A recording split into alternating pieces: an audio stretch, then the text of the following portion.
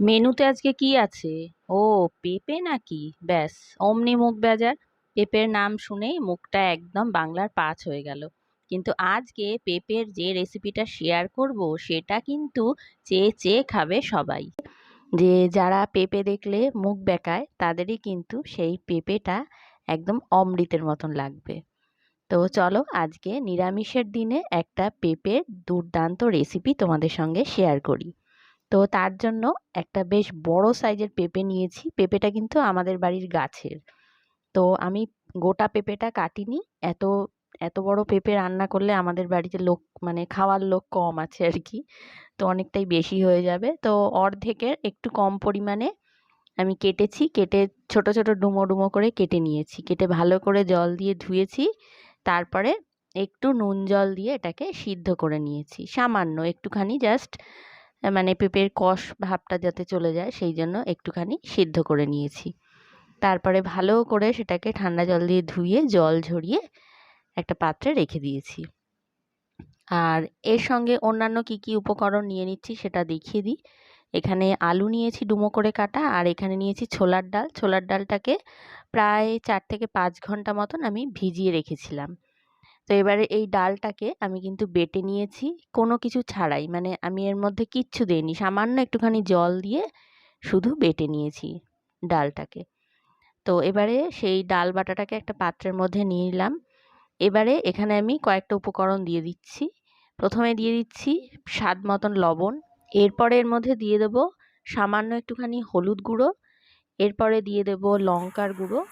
এখানে তোমরা চাইলে ঝাল লঙ্কার গুঁড়োও দিতে পারো, আমি কিন্তু এমনি কাশ্মীরি রেড চিলি পাউডারটাই দিয়েছি। আর এখানে সামান্য একটুখানি চিনি অ্যাড করব, কয়েক দানা মতন চিনি অ্যাড করলাম। আর এবারে দিয়ে দিচ্ছি এখানে আদা গ্রেট করা, বা এখানে আদা বাটাও দিতে পারো তোমরা। আমি একটু আদা গ্রেট করে নিয়ে এর মধ্যে দিয়ে দিলাম। এবারে এই সমস্ত কিছুকে খুব ভালো করে মিশিয়ে নিতে হবে, মানে যাতে ডালের একটা বড়া বানাবো, বুঝতেই পারছো, সেই বড়াটার মধ্যেও যাতে বেশ একটু টেস্ট আসে আর কি। তো এবার কড়াইতে আমি কিন্তু সর্ষের তেল গরম করে নিয়েছি। আর সেই সর্ষের তেলের মধ্যেই এই বড়াগুলো একে একে ভেজে নেব।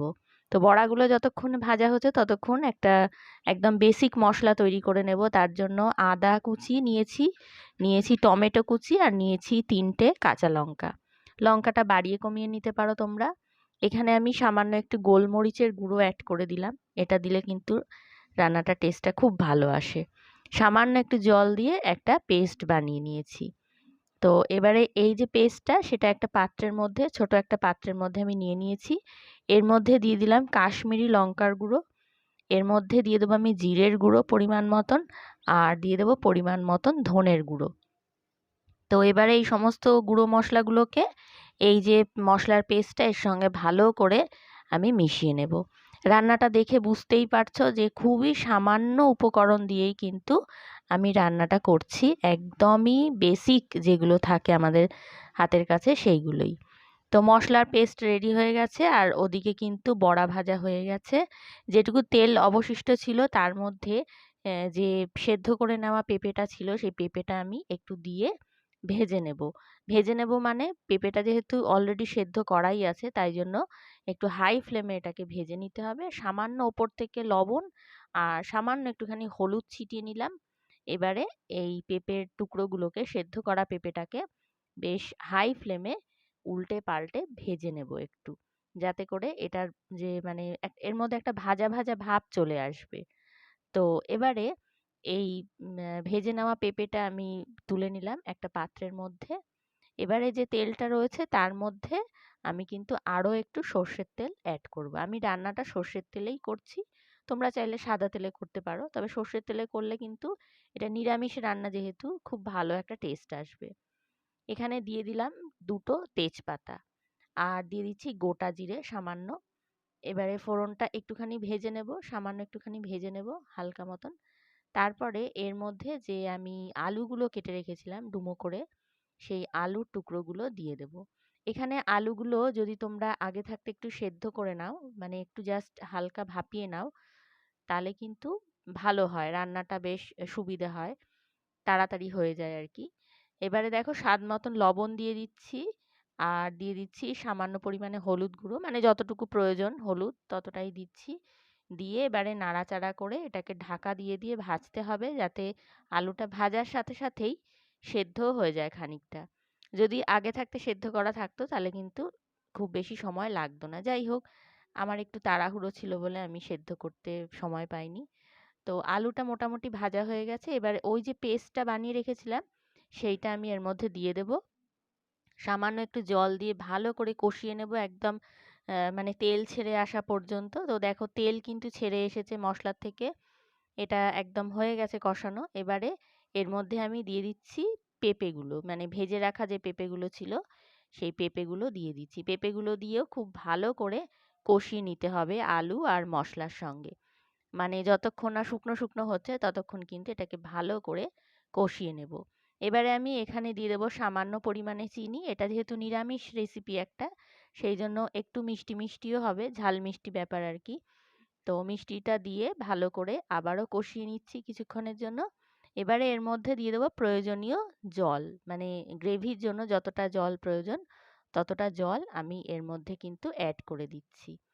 তো জলটা দিয়ে এবারে এটাকে ঢাকা দিয়ে দেবো। আর তার আগে আমি এর মধ্যে কয়েকটা চেরা কাঁচা লঙ্কা দিয়ে দিচ্ছি ঝালের জন্য। আমি এর আগে 3টে লঙ্কা বাটার সময় ব্যবহার করেছিলাম।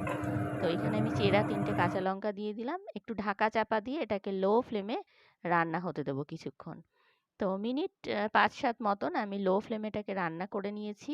এবারে এর মধ্যে আমি কিন্তু দিয়ে দেবো, দেখো ঝোল কিন্তু এখনো রয়েছে যথেষ্ট পরিমাণে। ঠিক এই সময় আমি বড়াগুলো দিয়ে দেবো। বড়াগুলো আগে দিয়ে দিলে কি হতো, একদম গলে যেত, তরকারিটার সঙ্গে পুরো মানে মাখা মাখা হয়ে যেত আর কি।